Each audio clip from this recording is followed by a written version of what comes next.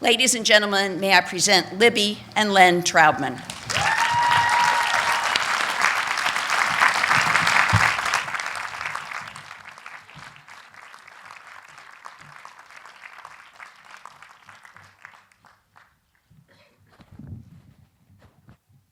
Wow. It's hard that was. This is much more emotional standing here looking at you than I had anticipated. It's really quite a beautiful scene to just see all this diversity, and it's so moving. And we'll say again, good morning.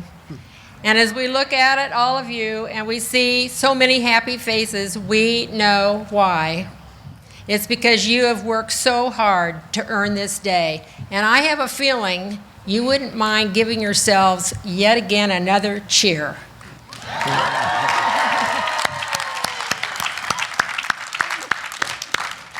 What a morning worth remembering here with all these people who helped you get here. Your visionary and strong administration and trustees, your nurturing, accomplished faculty, and your can-do, dependable staff, and especially your family, your believing family, tu familia creyente. And don't forget your priceless friends. These are your champions and your cheerleaders. Yes. These champions and cheerleaders who kept filling your tank when you thought it was empty and kept telling you you could when you thought you couldn't. Yes, these angels to your life, how awesome are they? Let's hear some thank you noise for all of them. They're all around you.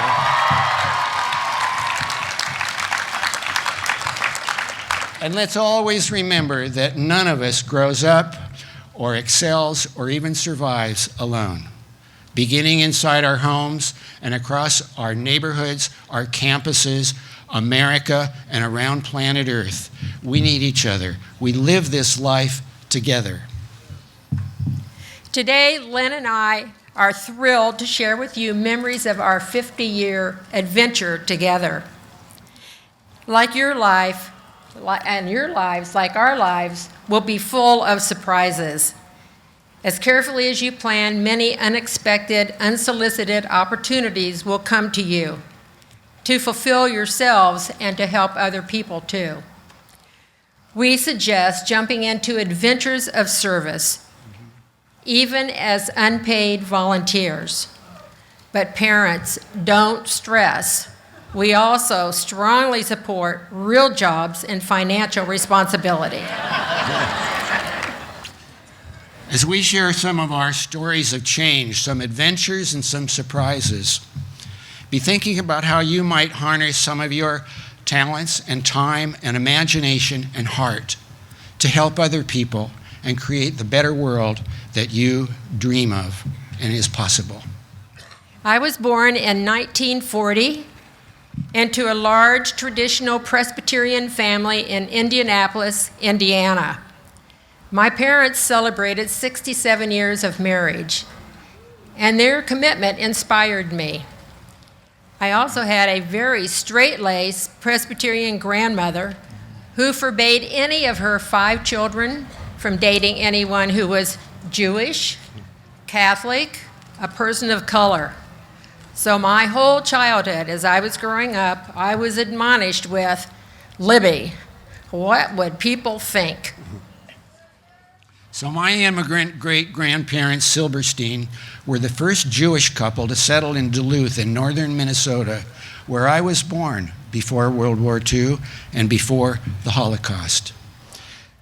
As a preschooler, I asked a lot of questions like, Grandma, is everybody in Duluth Jewish? That was my limited world in the beginning. And like Libby's grandmother, my Orthodox Jewish grandmother forbade any of her 7 children from marrying outside of Judaism, and I inherited a good deal of that clannishness. In 1966, I met Len. It was a hot August.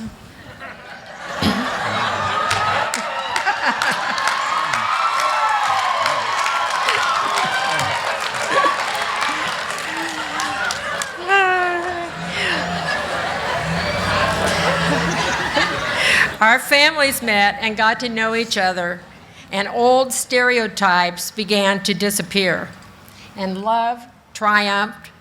A year later, we were married, appreciating but not limited by our individual clans. Our new life together in San Francisco took place, and it opened my eyes to a whole new world of diversity. I continued practice in teaching pediatric dentistry, and Libby helped people as a clinical social worker at Mount Zion Hospital. Then in 1969, two experiences changed us forever. The birth of our daughter Eleanor, and we saw for the first time that photograph of the beautiful planet Earth taken from space. Right away, we started thinking globally and acting locally. We wasted less resources, and we planted our first family vegetable garden. And then in 1971, our son Adam was born. And throughout the 70s, we explored our faith traditions and matters of the spirit to discover what works in real life. And this still guides us to this day. We address social issues. We march for Middle East peace. And our kids called us hippies. But normal family stuff always continued. Surfing and quilting, camping, coaching sports, eating a lot of dark chocolate. Yep. It was all one life. In the early 1980s, our life took another very big turn. We realized that by accident or on purpose, nuclear war with the Soviet Union could end life on this beautiful planet. And right away, we said yes to helping found the successful movement called Beyond War, insisting that all conflict be resolved without violence. No bombing, and for us at home, no spanking. We weren't so much anti or against, but we listened to economist E.F. Schumacher, who had authored Small is Beautiful, who prescribed how to budget our time and our energy in working for change, not so much by slaying the dinosaur, but by inventing the gazelle, modeling the new, better way of leaping into a future, a shared future with everyone. And other mentors reminded us to be conservative and practical, and that faith is not sitting down on a chair that isn't there. So for us, the test for truth became life experience, initiating, and saying yes to possibilities.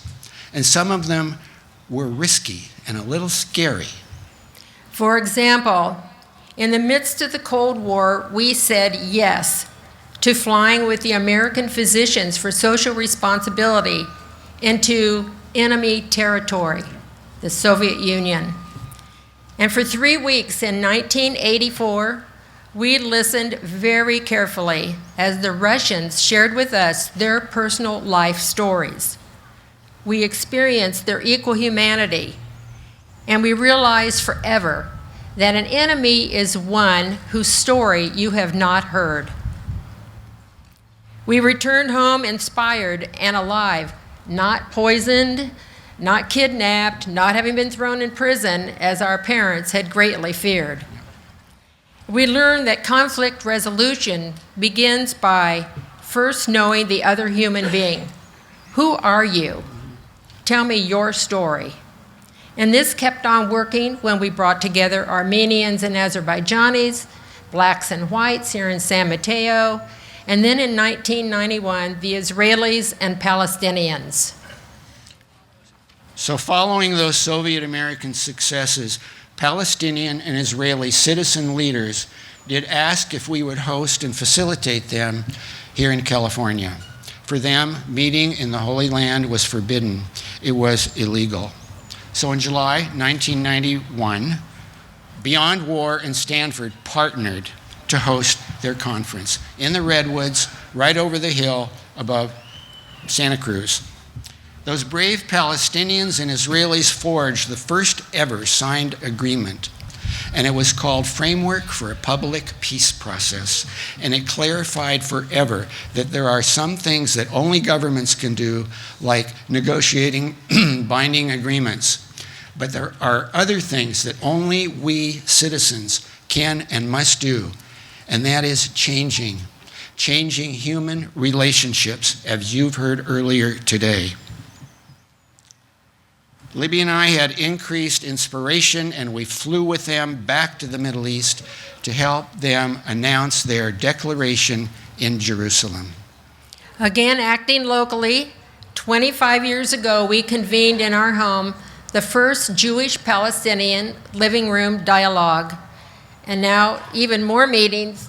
This coming Monday, it will be our 293rd meeting, still learning together. Our courage grew, and our San Mateo handful of Muslims, Christians, and Jews hosted a historic Bay Area dinner dialogue for 420 Palestinians and Jews.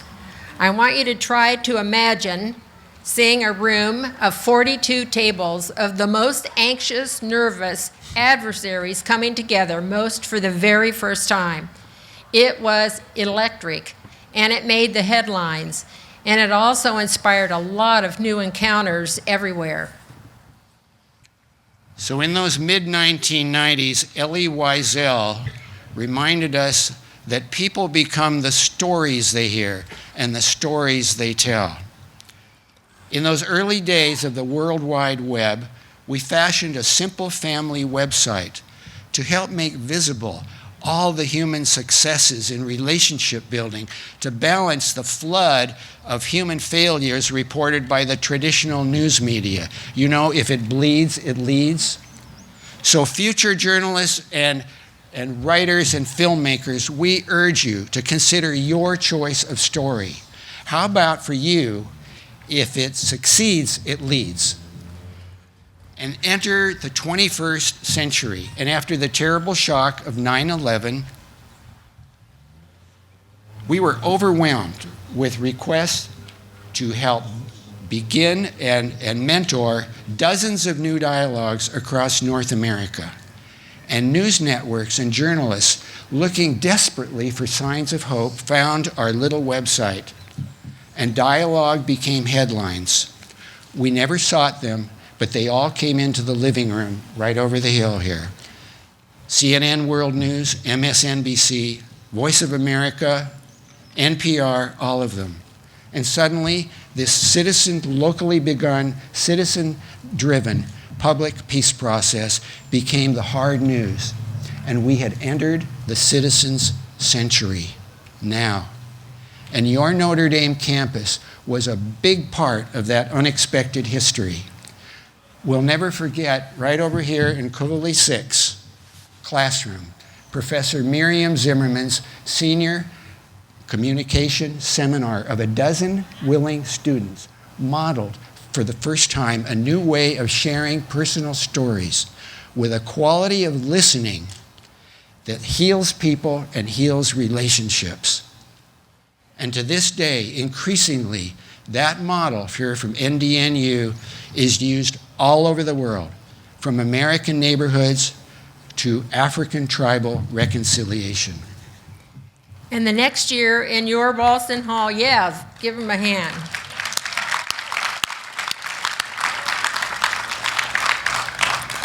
The next year in your Ralston Hall, a professor from the U.S. Naval Postgraduate School was brought to tears by our Jewish-Palestinian dialogue exemplars. We would not have dreamed that within a month, communication practices first modeled by your Notre Dame students would be facilitated for U.S. and allied military officers studying post-conflict security building.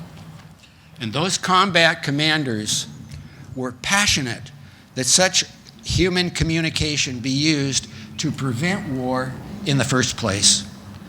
And their embrace of civil discourse that day strengthened our own personal faith in people all over the world, that inside of each human being, the soul's oldest memory is of union. and the soul's deepest longing is for reunion, community, comunidad. Trusting this experience, our small San Mateo Living Room Dialogue again went global, partnering with the traditionally Jewish Camp Tawanga near Yosemite to create the first Jewish-Palestinian family peacemakers camp. And for 5 years, we brought together hundreds of youth and adults from 50 different towns in Israel and Palestine. Seeing those Arabs and Jews together release so much emotion and so much unhealed wounding, we realized what Maya Angelou was trying to tell us. There is no greater agony than bearing inside you your untold story. We were so impressed with how story sharing healed both the speaker and the person who was listening.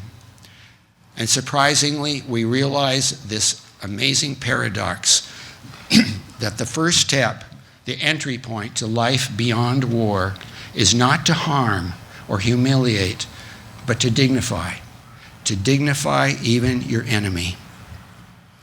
As international citizens, universities, and even military libraries began requesting communication tools, we produced documentaries to spread worldwide. Today, they all stream online. 17,000 DVDs have gone to every state, in 1,300 cities, 98 countries, on every continent.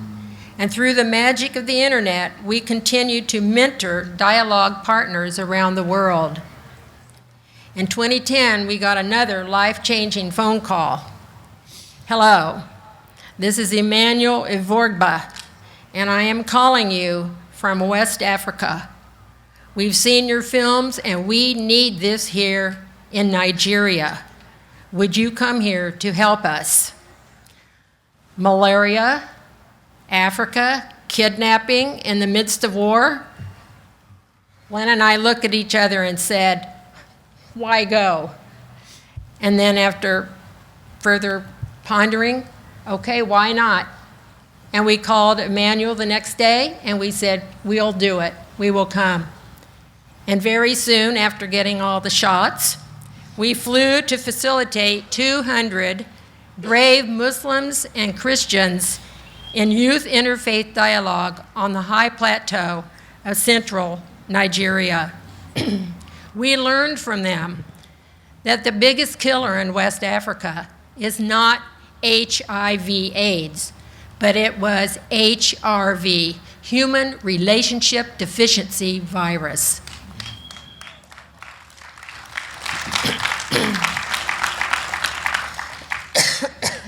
Our documentary film was called Dialogue in Nigeria, Muslims and Christians Creating Their Future.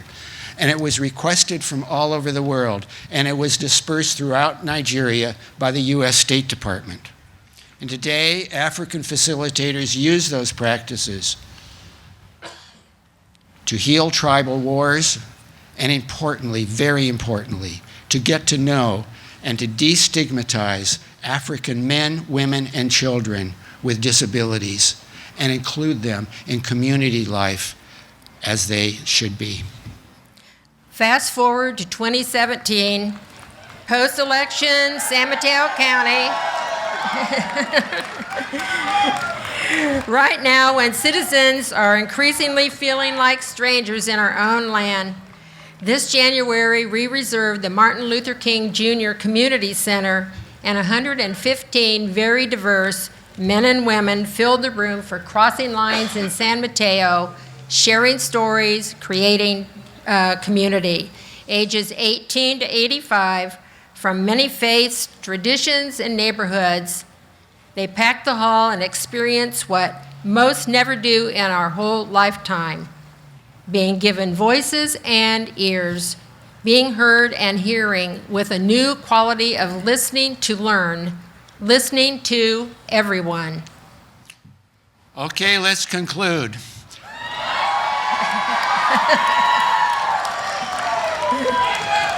Class of 2017 graduates, this next epic in your life your adult life is going to mean less dependency and more initiating, less taking and giving more. But giving what? Libby and I in our stories today have tried to give you ideas for your own life and to remind you of what you already know. Everybody has a story that needs, even longs, and cries out to be listened to. Unheard and disregarded, very, very fine, loving men, women, and youth can become desperate, hopeless, even violent, even terrorists.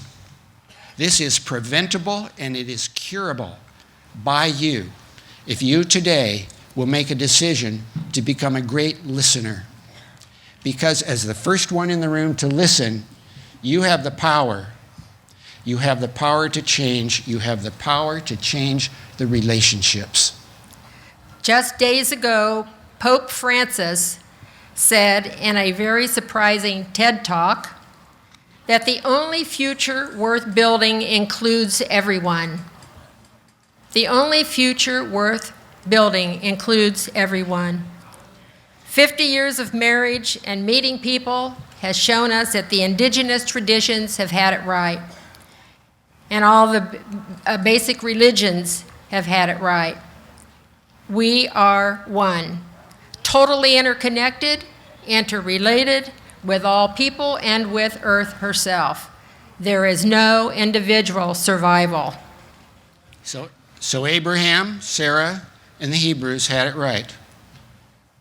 The Creator is one, and we, the created, are one. We are neighbors forever. We are familia. And the prophets of Judaism had it right, that we in our fantastic diversity, look at you, are intended to go up the mountain to become our very best selves, together as one, shoulder to shoulder. And Jesus of Nazareth had it right, to love in every situation, to include everyone, excluding no one. And Islam has it right. The Persian poet Hafiza Shirazi reminds us that fear is the cheapest room in the house. So do not be manipulated by fear or swayed from helping to create your global community. The Muslim Sufi Jalaluddin Rumi says, out beyond right doing and wrongdoing, there is a field. I'll meet you there. His invitation was to all of you, to all of us, to everyone on the planet, nobody excluded. So now Len and I invite you to say yes to the inevitable opportunities that will come to you.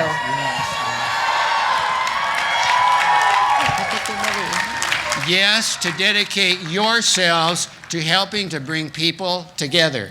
And yes, to moving into experience, creating safe places of learning that dignify everyone. And yes, to create your new culture, a culture of connection, no less than a renaissance of communication around the planet, around your earth, across America. Class of 2017, we have this last question for you. It's your final pop quiz. Can you do this? Can you become the artisans of communication and the great listeners that humankind is waiting for? Okay. Thank you. Thank you. And good luck. Thank you for listening.